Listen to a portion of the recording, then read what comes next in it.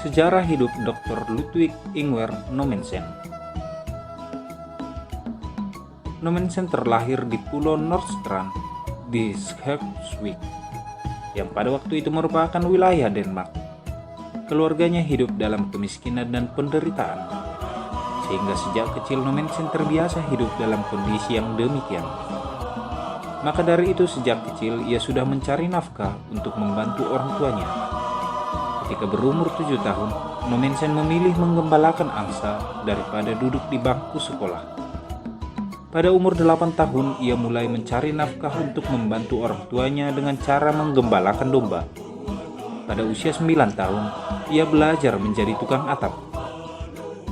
Lalu pada usia 10 tahun, ia bekerja pada seorang petani yang kaya sambil belajar mengerjakan tanah. Ia juga bekerja menuntun kuda yang menarik bajak untuk membajak tanah petani kaya tersebut. Pada tahun 1846, saat berusia 12 tahun, Nommensen mengalami kecelakaan. Sewaktu ia bermain kejar-kejaran dengan temannya, ia ditabrak kereta kuda yang menggilas kakinya sampai patah. Dan keadaan yang demikian memaksanya berbaring di tempat tidur berbulan-bulan lamanya. Waktu itu dalam doanya Nommensen meminta kesembuhan dan berjanji, jika ia disembuhkan, maka ia akan memberitakan Injil kepada orang kafir. Setelah kakinya sembuh, Nommensen kembali menjadi buruh tani untuk membantu keluarganya setelah kematian ayahnya. Pada usia 20 tahun, Nommensen berangkat ke Bremen.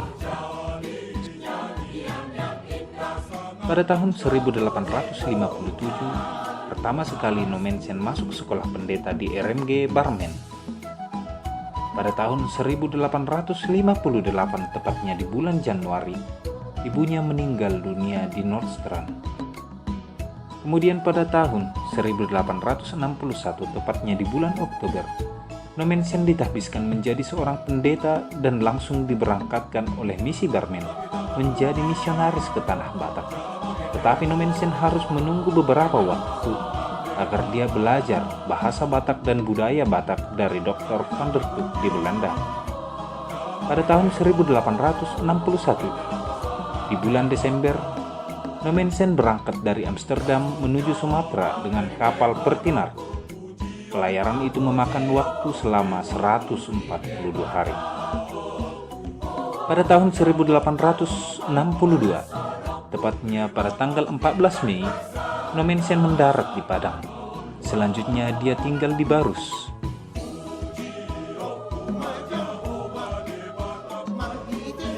Dari Barus, Nommensen melanjutkan perjalanannya ke Parasora dan kemudian tinggal bersama dengan pendeta Van Assel di Sarula. Pada tahun 1863, di bulan November, Nommensen pertama sekali mengunjungi Rura Silindung. Pada tahun 1864 di bulan Mei, setelah berkoordinasi dengan pihak penguasa Belanda, Nommensen memulai misinya menginjili di Rura Silindung.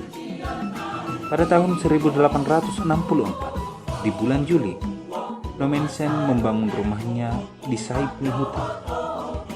Pada tahun 1864, tanggal 30 Juli, Nommensen menjumpai Raja Panggalamei ke pintu Bosi di Lobupini.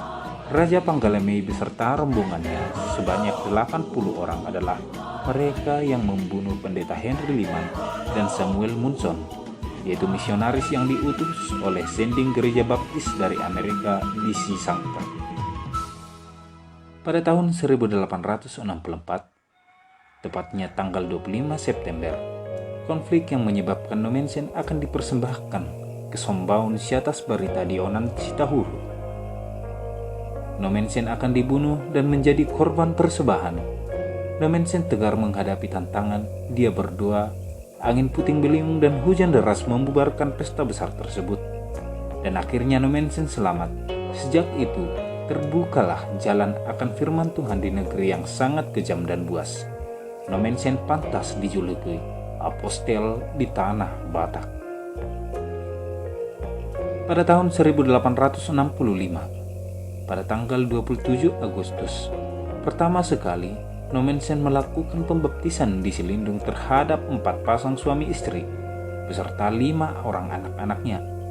Di antara keluarga yang dibaptis pertama adalah si Jamalayu yang diberi nama Johannes, dan istrinya yang dibawa dari Sipirok sebagai pembantu Nommensen diberi nama Katarina.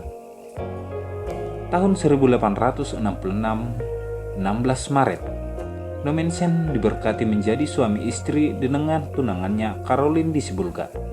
Caroline datang dari Jerman beserta rombongan pendeta Johansen yang dikirim Kongsi Barmen untuk membantu Nommensen di Silindung. Pada tahun 1864, Caroline, istri Nommensen, melahirkan anak pertama dan diberi nama Benoni, namun beberapa hari kemudian meninggal dunia.